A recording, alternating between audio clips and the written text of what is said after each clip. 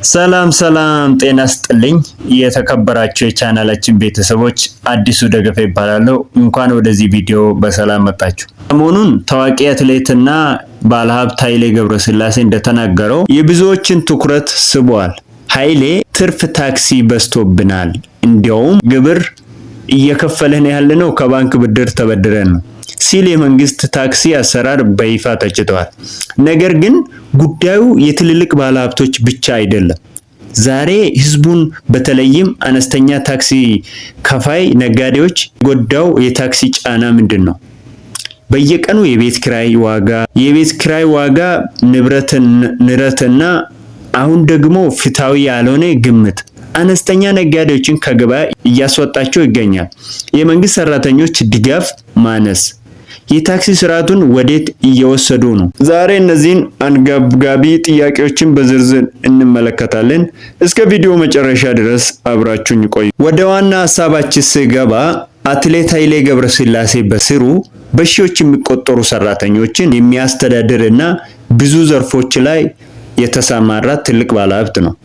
ኃይሌ ያነሳቸው ዋና ነጥቦችን የትርፍ ታክሲ ፕሮፊት ታክሲ መብዛት ነው። ንግድ ሰርቶ ማተረፍ ፈታኝ በሆነበት በዚሁ ጊዜ የተጣለው የታክሲ መጠን ከነባራዊ ሁኔታ ጋር አይጣጣምም።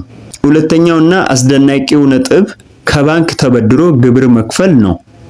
አንድ ድርጅት ትርፍ አግኝቶ ሳይሆን ድርጅቱን ለመግዛት እና ቅጣቱን ለማሻሻል ሲል ተጨማሪ ብድር ተበድሮ ግብር የሚከፍልበት ደረጃ ላይ ደርሷል። ይሄ ደግሞ የድርጅት ካፒታል የሚያደናቅፍ አሰራር። የግብር አስከፋይ ሰራተኞች በቢሮ ተቀምጦ ግምት ከመስጠት ይልቅ በአካል ወጥቶ የወደቀውንና የተነሳውን ቢዝነስ ተጨባጭ ሁኔታም መገምገምና መደገፍ አለባቸው ባይ ነው። ታዲያ ጉዳዩ ከኃይሌና ከትልልቅ ባለሀብቶች አልፎ ለአነስተኛ ነጋዴዎች የበለጠ አሰቃቂ ሆነዋል። በአሁኑ ወቅት አነስተኛ ታክሲ ከፋዮች ወይም ደረጃ ሀና ደረጃ ላይ ነጋዴዎች ላይ የተደቀነው ፈተና እጅግ ከባድ ነው። ያለ አቅም የተጣለ ግምት አነስተኛ ነጋዴዎችን በየቀኑ ሱቃቸውን ለመዝጋት እየተገደዱ ነው። የቤት ኪራይና የዋጋ ንረት ጫና የሱቅ ኪራይ በየጊዜ በሚጨምርበት የእቃ ዋጋ በሚመሰቃቀልበት በዚህ ወቅት ግብር አስከፋዩ አካል ይህንን ታሳቢ አያደርግም። አነስተኛ ነጋዴዎችን ከመደገፍና ማሳደግ ይልቅ ለቅጣትና በዛቻ ቢዝነሳቸውን እንዲያቆሙ የማስገደድ ሁኔታዎች ይስተዋላሉ። አንድ አነስተኛ ነጋዴ ከገበያ ወጣ ማለት ደግሞ በርካታ ቤተሰቦች ገበያውን አጡ፣ የሥራ አጥነት ቁጥርም ይጨምራል ማለት ነው። አዳዲስ ሰዎች ወደ ንግድ ዓለም ለመግባት ይፈራሉ። ሁለተኛ ህገወጥ ንግድ መስፋፋት፣ የታክሲ ስርዓቱ ፍትሃዊ ካልሆነ ሰዎች ህጋዊ መስመርን ትቶ ወደ ጥቁር ገበያ ይሸሻሉ። ሶስተኛ የስራ ዕድል መቀነስ። መፍትሄዎቹ ምንድነው? እኛ መፍትሄ ላይ ፎከስ ብናደርግ የተሻለ ነው።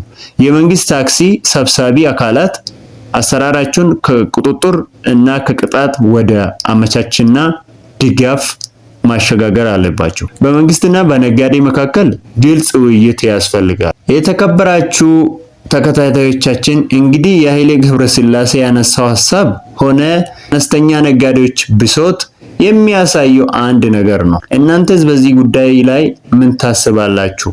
በተለይ አነስተኛ ነጋዴ የሆናችሁ ተከታታዮቻችን አሁን ላይ የታክሲ አሰራር እና ግምት በእናንተ ቢዝነስ ላይ ያሳደረው ተጽዕኖ ምን ይመስላል? ሐሳባችሁን በኮሜንት ላይ ጻፉልኝ፣ በጋራ እንወያይበት። ቪዲዮ ከተመቻችሁ ላይክ ማድረጋችሁን አትርሱ። በሌሎች ነጋዴዎችና ወዳጆቻችሁ እንዲደርስ ሼር አድርጉ።